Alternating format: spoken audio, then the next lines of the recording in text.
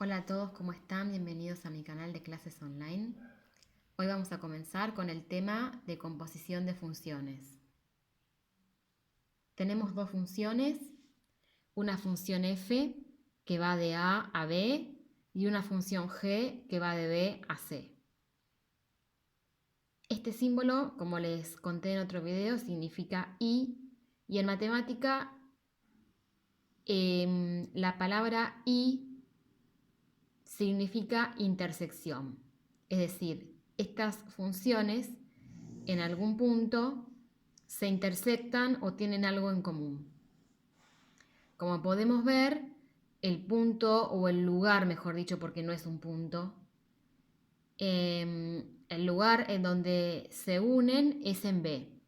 Es decir, la imagen de F, el lugar a donde F llega, es igual al dominio de G, el lugar de donde G parte. Entonces, tenemos que G compuesta con F se puede hacer, ¿sí? Porque hay que ver si se puede hacer una composición o no. Y me da que va de A a C, es decir, A, que es el dominio de F, y C, que es la imagen de G. Por lo tanto, se coloca primero A, que es el dominio de la que va última, y llega a C, que es la imagen de la que va primero. Como podemos ver, lo repito de nuevo, la imagen de F está incluida en el dominio de G. Entonces, G compuesta con F de X, así se escribe, por definición, esto es un símbolo de matemáticas, es igual a G de F de X. Cuando veamos un ejemplo, vamos a ver cómo es que se compone, cómo se realiza la composición, cómo queda, y vamos a poder entender un poco más en profundidad cómo realizar la operación. En general, G compuesta con F es distinta de F compuesta con G. No siempre, pero en general.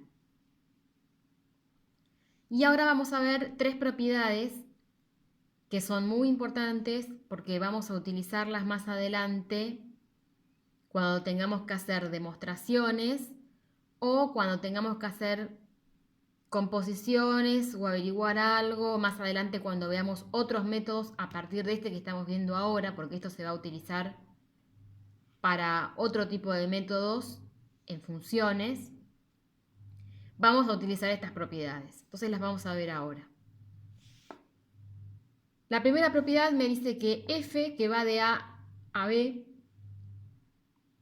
es inyectiva si para todo x1, x2 perteneciente al dominio de f, siendo x1 distinto de x2, entonces llego a que f de x1, que es la imagen de x1, es distinto a f de x2, que es la imagen de x2.